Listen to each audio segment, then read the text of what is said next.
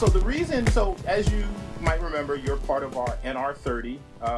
We were really happy to add you to the list of, because one of the things with the NR30 is like we have like a lot of like the big wigs, the people that you might know, Tim Cook and I don't know, just some of the top AR people who like have like multi-billion-dollar companies. But we also want to highlight the up and coming founders, and that's why I was really excited to profile you, because like what you're doing with Cleanbox is like very unique to the new challenges of the pandemic.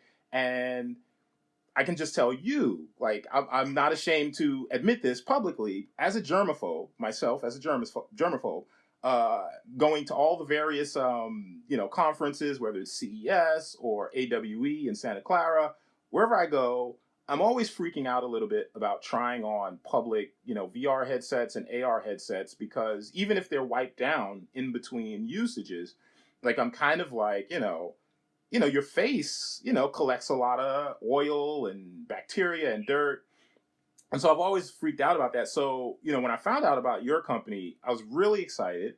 And can you just give me, like, I'm pretty sure you started before all this madness we've been experiencing for the past year. So can you guys just tell me, like, give me like the story of like how you got started?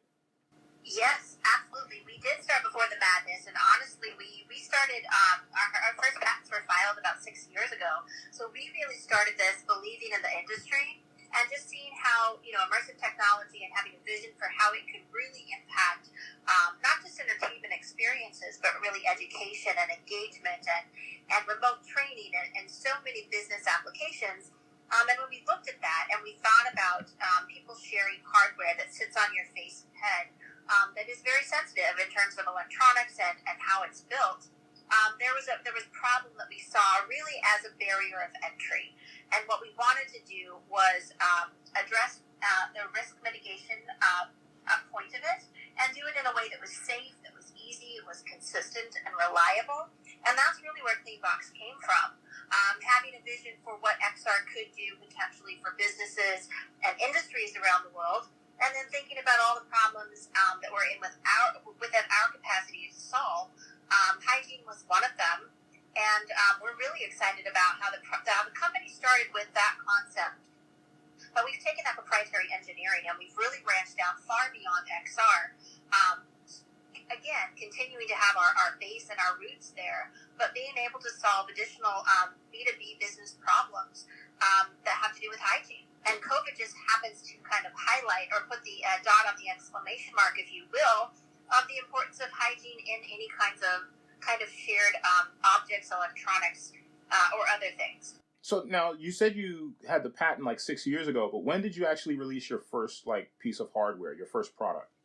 Well, we started the patenting and R&D process back then, but I think our first commercial product was about 2 years ago. 2.5 years ago, we started the business part of it, where we knew that we had products that we could put on the market that had gone through testing, that had been lab validated.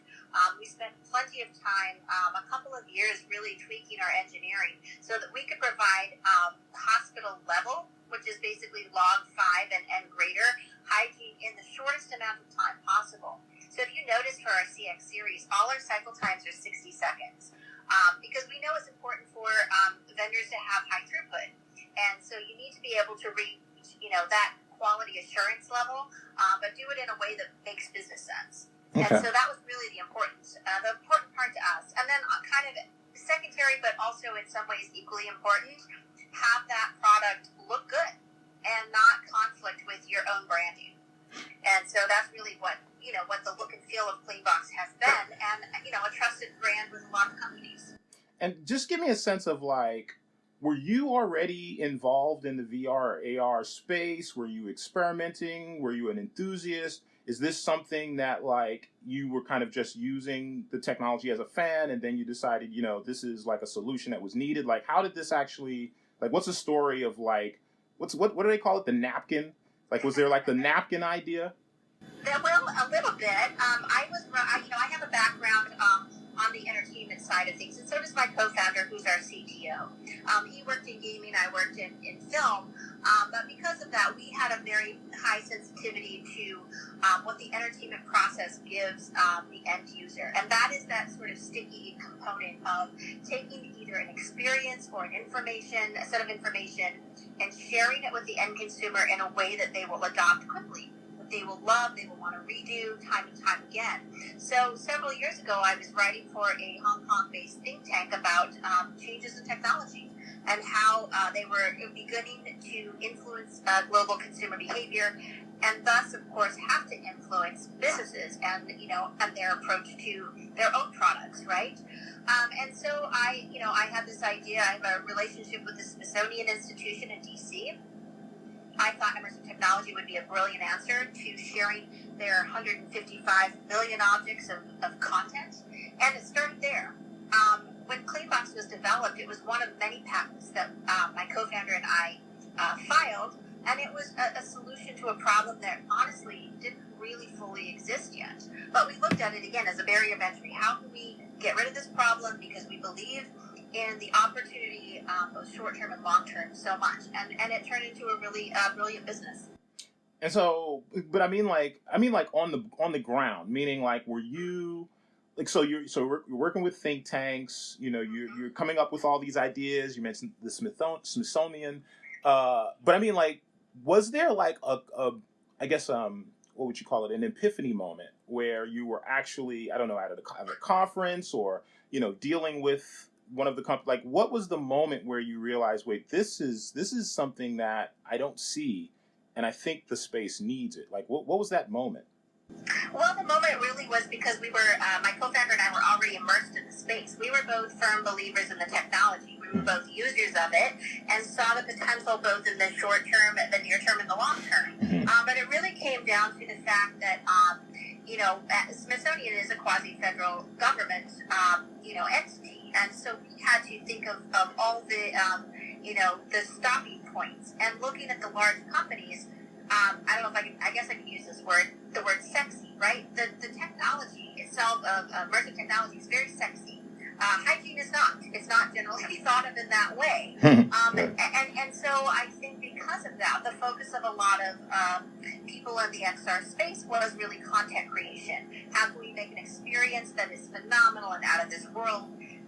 Not that we didn't think about that ourselves. We are all about the experience. But we also thought about the operators, really, and thinking, okay, what are the things that take an experience from just a fanboy or fangirl to another level, where the entire population is going to say, okay, there's no reason why I wouldn't do this, and there's no reason why I can't fall in love with it. And that's really when the business side of the hygiene component, also seeing that there was no real, nobody else was really caring that much about this part of it. We knew that was need that we could meet.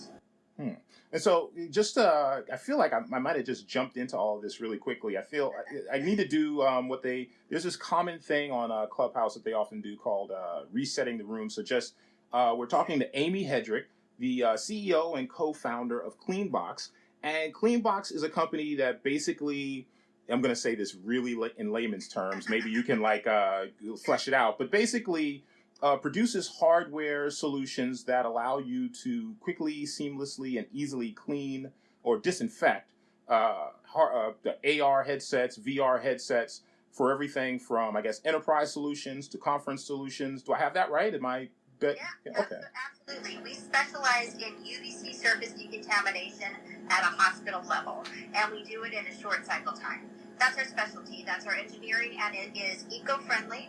It is no toxins, no heat, no liquids, so it is absolutely safe for the most complicated electronics. And that was our focus. Do the hard job first, and then of course we branched out in addition to the XR space. So that was actually one of my main questions when I was looking at your company was, a lot of these in the AR space particularly, there are a lot of because VR is pretty simple. You just have a pair of goggles basically. But with VR, with AR, you have all these different solutions, wave guides and everything, and just, the lenses are treated in different ways.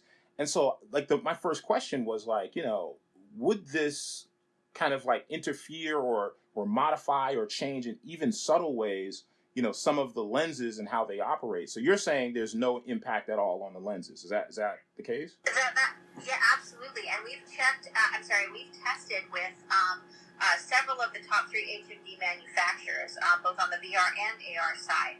And we do have some anonymized wet lab testing results that we have on our website with the white paper, collaborative white paper on UVC hygiene, which, to be honest, it's only 29 pages, but it is a little bit tech heavy for those who are not really prone to read it.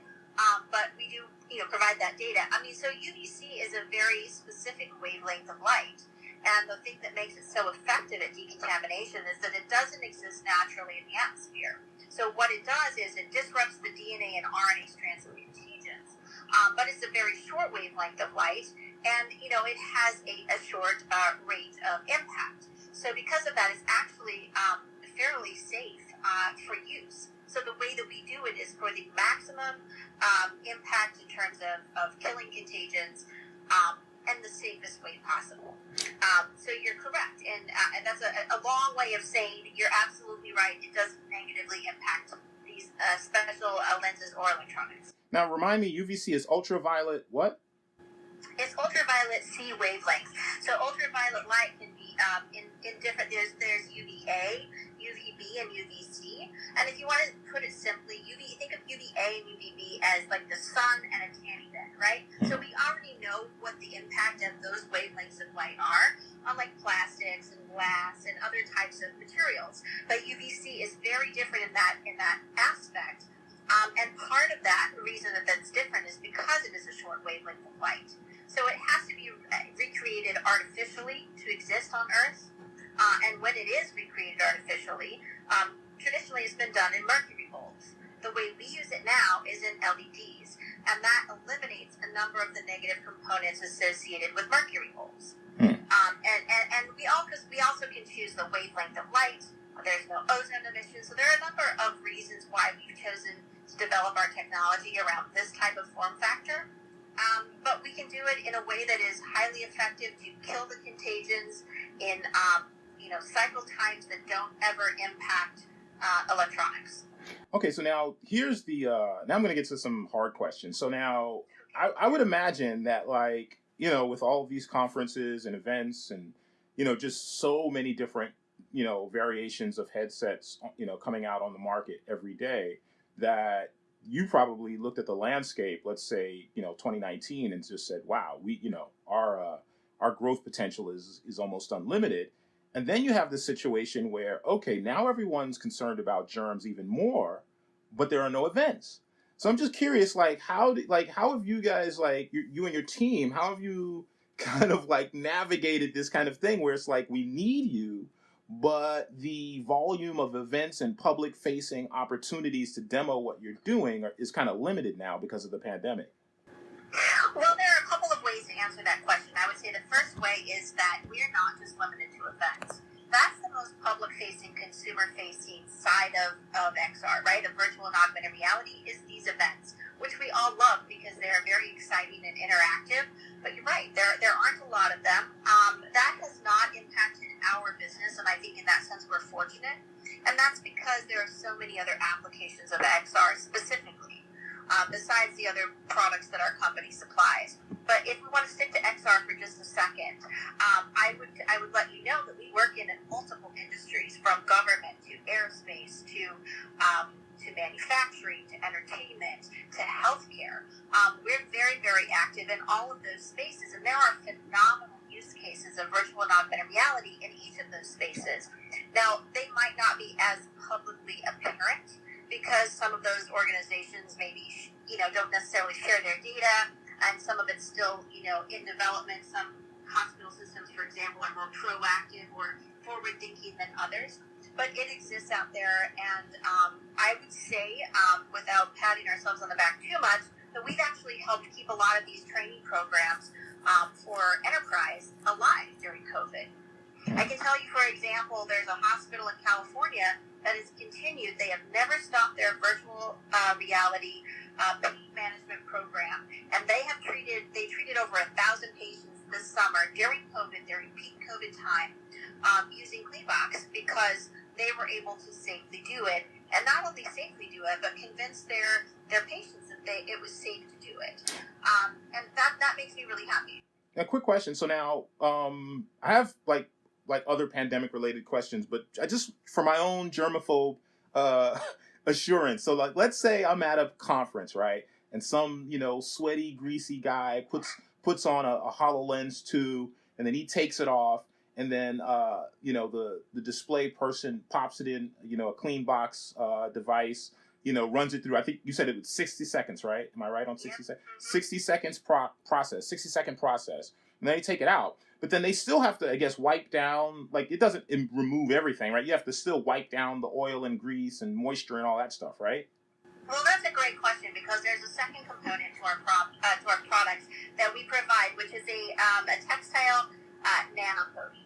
And what it is, it's a hydrophobic water-based spray that you can spray on a one-time thing, or once every 6 months or 8 months, on any kind of soft textiles that are on the headset. So if you have foam or Velcro, for example, or any kind of fabric, you can actually spray it down, and it makes it hydrophobic. What that does is, of course, keep the moisture at the surface of that soft material, and makes it that much easier to dry. So our CX series has an internal fan system as well that continues to blow any sort of moisture that might be sitting at the top of that headset off, and it evaporates.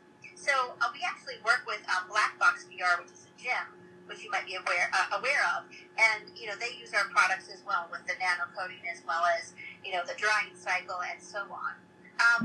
So what it does, because it's a hydrophobic, it's an oleophobic as well. It helps keep oils and moisture from seeping into those areas.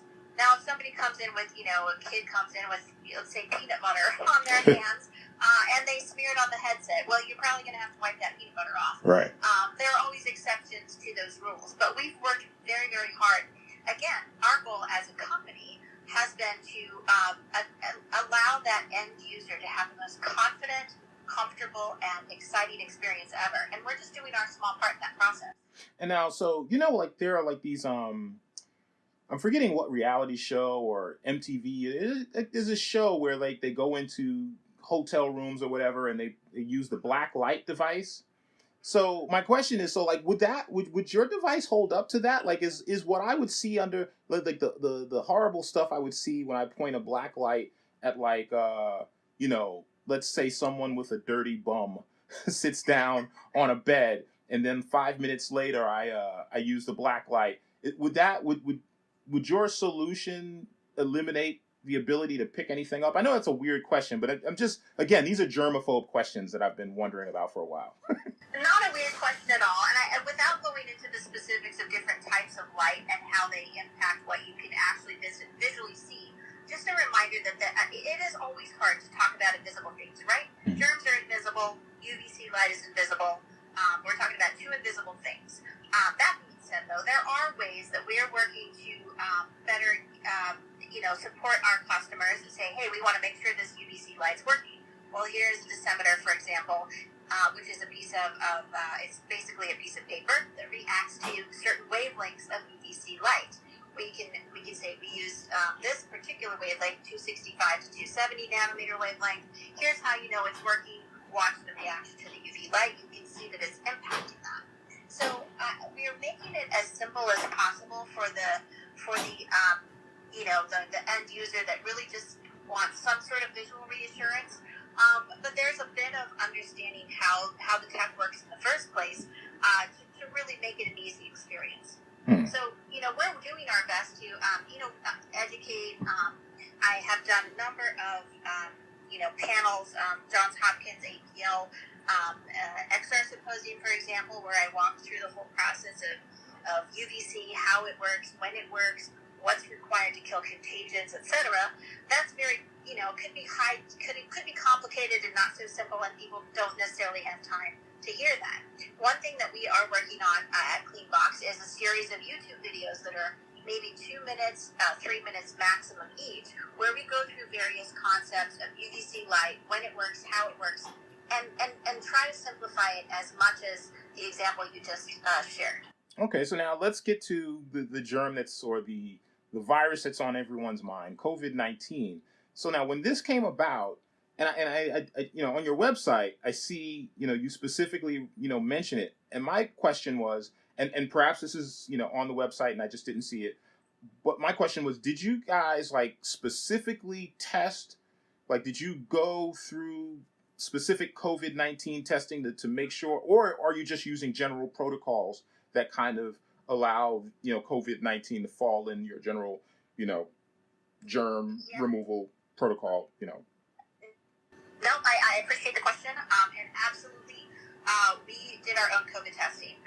Not ourselves. We actually tapped into my entire database of contacts. And I will tell you, it was not easy to find a lab that could actually test for us. Because if you want to actually test against SARS-CoV-2, that requires a biohazard level 3 laboratory, not a level 2 or 1. So you have to go to a BL3 and above. We were fortunate enough to be able to get into a BL3 lab where they had SARS-CoV-2. We submitted a couple of our products. We did testing against it, and we did it on N95 masks. And the reason we did it on a couple of things, a regular flat surface as well as multiple layers of an N95 mask. Both were inoculated with the virus. They were tested according to the protocol that was in place, and then they were evaluated afterwards. And that's why we can confidently say, yes, we know that UVC light can kill a number of contaminants based on a number of factors, but we know our engineering, Cleanbox engineering, kills COVID-19 on surfaces and textiles and multiple layers of masks. Okay, all right. That's I'm assured. I feel assured. So I guess moving forward, like, what is, like, from your perspective, like, you've been dealing with, you said, you have various private clients, you're dealing with government agencies, semi-governmental agencies, but I know you're also dealing with, just regular industry folks.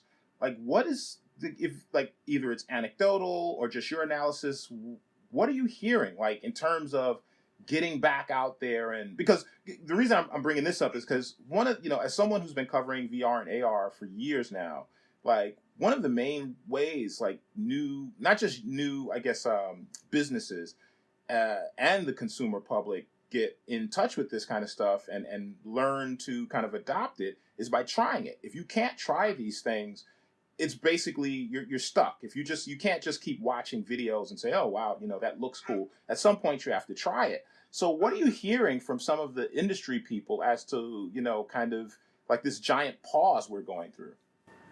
Well, you touched on a really important point, and I have always said entertainment is kind of like that gateway drug, right? It's the gateway to allowing you that new experience of XR. I probably shouldn't refer to it that way anymore, but I still believe, though, like you're saying, it's that hands-on experience, that immersive experience that you have to understand to convince you that this is something special. There's no question that location-based virtual reality entertainment has been severely impacted. There are a range of impacts. I think a lot of it has depended on where in the world they are, and then even in the United States, where in specific states they are. We have some clients, for example, that use Hologate and other types of VR entertainment, and some of them have remained open for the majority of the pandemic. Now, that could be because of their location, their size, a number of factors. But one thing I would like to say is that we've worked very, very hard to not only actually protect their customers by providing real-world healthcare level decontamination, but providing the marketing messaging as well that reassures the clients that, hey, it's actually safe to do this. I hope, and I believe personally, it's my personal opinion, that people really want to get out and have experiences. I mean, you have people that are home and have been in quarantine, or they've had limited social interaction. You want to get out, and you want to go to do something that's not home. You want to try a new experience. If you've got kids, you're probably like, please get out of the house and go do something else, right? Right. Please try one of these experiences. And what I would like to think is that Cleanbox can really help LBEs and FECs as they start to open back up. Not just providing real safe solutions, but providing the confidence that their consumers have to come back and say, you know what, I'm not afraid to bring my children here because I see that they've taken extra precaution in a way that's been validated to kill these very strong contagions. Okay, now maybe an ugly question, but I want to talk money. So like, one, did you get uh, VC or otherwise angel startup funds to start this? That's my first money question. I have a few, but that would be my Yeah, first. money questions. No, actually, there's not. We were privately, our seed money was private money. Okay, all right. And the other one is a little bit more, I guess, grassroots. So let's say I'm a VR cafe owner and I have like a VR cafe somewhere in Brooklyn and I've got like 20 headsets and I want to deploy this solution. Like, am I even able to like, are you only dealing with like the big firms, or can I get this? And if so, what's my price range? Well, we have our MSRP, which is not published, but is fairly well known. Mm-hmm. We have, and to be honest, I won't mention prices here because we have several products on the market. They all range in prices. Gotcha. But that being said, we work with large companies and small companies. We also work with charities. We've worked with a range of charities, from either social charities to they're actually homeless charities that are somehow using immersive technology in their training, or so on. So, it's important to us as a company and as a small team that we meet people at their needs. I can tell you that COVID has affected most of the people in our company in some way or another, whether it be they've gotten sick themselves personally, they've had very close friends get sick or die, family. So for us, yes, we are a business. Yes, we operate as a business, and that's what makes us successful. But our team itself is very much focused on the people that we can impact and better help. So for a company like this, yes, absolutely. Reach out to us, and we will do our absolute best to get you the product that you need, and work with you at your level. That being said, I will just mention that we are a made in the U.S. company, so our supply chain in that sense has not been interrupted. So we are, or not impacted in a way that we can't deliver product. We can, and we are. So we are fully in motion. Where are you guys based, by the way? Our headquarters are in Nashville, where I am right now. Our manufacturing and R&D is in California. And then we have team members around the world, which is exciting. Now, when you say California, do you mean Silicon Valley? Do you mean LA? Like, what do you mean? I mean Southern California, San Diego. San Diego County. Okay. So one of the things when we were, going through the profile process with Next Reality 30, one of the things I noticed about you is you're not stiff, you're not all serious. You like to have fun. You seem like a very fun CEO. And so my question to you is like, what are you playing with in VR and AR? Like, what is it that is exciting you? Just moving away a little bit from Cleanbox and just like from an end user perspective, like what are you excited about? Oh, well, that's a good question. You're making assumptions that I have a lot of free time, which I don't. I will have to say, though, that my niece and nephew have really turned me on to some of the better games in VR, frankly, because they like to kind of steal my headsets and play around with them. So if there are any really good scores that you see under my name, it's probably my nephew and not me. Gotcha. But that being said, to be honest, one of my very first VR experiences remains one of my favorite experiences, and that is Tilt Brush. I like to do a lot of things. I have a love for art. As a painter and so on. So I found that program absolutely hugely impactable, and I have to say that of all the games and experiences, whether it be swimming with dolphins or traveling to another place or shooting guns or playing Fruit Ninja as a simplified version, that remains one of my favorite experiences because it's immersive, it's creative, and it's your final product is fully within your own hands. And then what about in the realm of AR? Well, I like little games like Angry Birds. I still find that fun in AR. I actually like the enterprise applications for AR. Some of the stuff that city planning, for example, in augmented reality is phenomenal. I think the best use cases for the world lie in the way healthcare is using AR.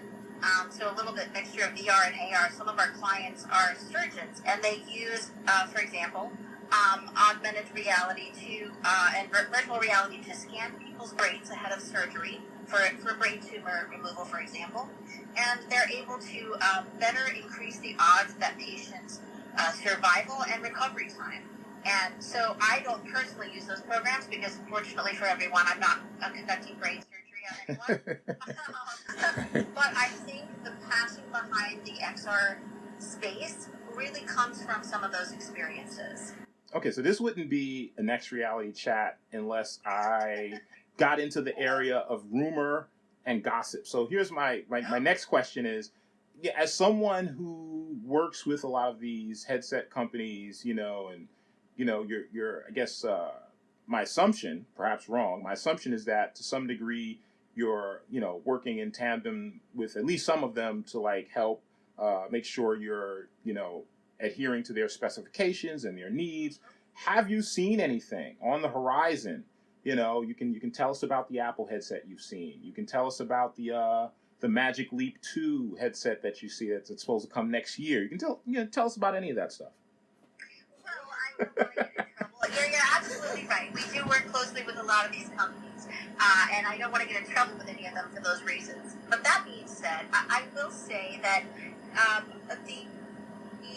let's go back to your one of your original questions. Why did I get into this in the first place? Why? Because I saw that the promise of XR was finally the ability of XR was finally catching up to the promise. And I continue to see that. I feel that entertainment has done the world a favor in a lot of ways because they've allowed a range of consumers, from people that were gamers already to even end consumers that had no idea what is this thing that I'm sticking on my head.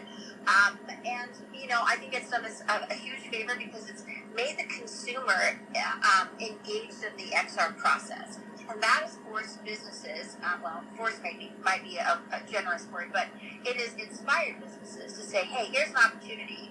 Let's continue to invest in this technology. So I am very excited about what I'm going to see in my new, my next AR headset. My next VR headset too. Even when even I guess the one that I use the most is my Quest 2. It's very easy to travel with and carry around and put on, and it's reliable, and I like that. And I think that experience, the best experience there, is just going to get better in the next iteration. And if you, I'm sorry, I hate to be so direct, but I have to. If you had seen the Apple device or the Magic Leap device, could you tell us? Well, I couldn't tell you, no. Okay, all right. Direct answer to a direct question. Okay, all right. Okay, I'm gonna, I guess with that, I'm gonna kind of wrap up. Is there any, just on the horizon, like, I think like with the pandemic, one of the things that a lot of insiders, friends of mine, we've been discussing is how this is, the initial kind of movement was toward remote, video, like using that as kind of like this virtual meetings platform. And things like the VR conference for Burning Man, which I participated in, have really been kind of like mind-blowing and groundbreaking. In fact, I did like Qualcomm had a briefing, like a press briefing a couple of days ago, and it was using spatial, and it was all in VR, and it was amazing. I mean, if anyone's familiar with spatial, you're an avatar, and it was just amazing. And I'm also seeing like a lot of implementations with AR. So I'm just curious, like just moving forward, like kind of wrapping up, like just give me the landscape. How do you see all of this? You said you feel like its time has finally come, immersive technology. So how do you see this playing out over the next, let's say, 24 months? Like, what do you see in terms of its role with not just consumers, but businesses? Well, to qualify my statement in terms of its time has come, I saw that 6 years ago, and you can definitely see a difference in technology from 6 years ago to today. So I should say that I see the vision of it being impactful in a permanent way for a number of industries. That being said, I think the pandemic has had a lot of interesting impacts. It has shifted so many businesses and so many consumer ideas of what immersive technology might even mean. If you look at anything from a Zoom call to other interactive, videos, I don't think that that's the representation of the future, to be honest with you. Again, my personal opinion, so if I can separate myself from official company statement for a second, I don't necessarily see that that's what's going to engage a consumer audience and make them think, okay, XR is a world changer and the next best thing. But what I have seen is a lot of these platforms experiment in ways that maybe they were a little bit too cautious with before. And if you look at XR events that happened in VR in a headset, or they had like a you could engage in a headset or on your laptop. Look at the experiences that happened in March. Look at experiences that happened in August. You talked about Burning Man, and look at the experiences that are happening even now, which are kind of a mix of 2D, 3D, and so on. I think people are the industry is being forced to evolve faster than is comfortable for a lot of companies, and I think that's a fantastic thing. So what I hope for is that, as people leave their homes, after, once people are allowed to, and, they're out there, they're living their best life again, and, interacting with other people, I don't think that they're going to go back to thinking of immersive tech in the same way. At least that's my hope. And I hope that means that they're going to look for something better. And this has given a lot of developers time to catch up and to create something. So, Amy, I just want to say I'm really, really, really, I'm not just saying this, as like a media person. I really am happy you exist, because you and your company exist, because I'm serious. Like so just as like someone who has demoed not a million, but hundreds of VR and AR headsets, your solution is what I've been hoping for so long. Someone taking a little cloth and just wiping down the device. I'm sorry. Yeah. That's just not good enough. And so this high-tech solution is like a godsend. And I hope we can all, get back to a situation soon where we're able to, once again, be out in the field at events, and VR cafes and that kind of thing. And like, using your device, not just in private settings and very focused settings, but also kind of like in, massive settings where like, hundreds and thousands of people are, needing it, Absolutely. I agree with that too. I mean, that is part of it's amazing. It's an amazing thing to have, home alone, but also interactive. And I agree with you. Part of the thing was I stopped trying some VR experiences after a while unless that person had a Cleanbox. Or sometimes I'd go to events at the end of the night after everyone left and the doors were closed. All of the vendors would come bring their headsets over and like, hey, can we clean these 500 headsets in your Cleanbox? And I said absolutely, as long as I can try your experience right after. So yes, we are very excited to be part of this community, and thank you so much for having me on here. It's been my pleasure. You were fun to talk to. Thank you for not asking me too many difficult questions. I'll be prepared next time. No, we'll save the really tough questions for next time. Amy, thanks again for joining us. I appreciate it. My pleasure. All right.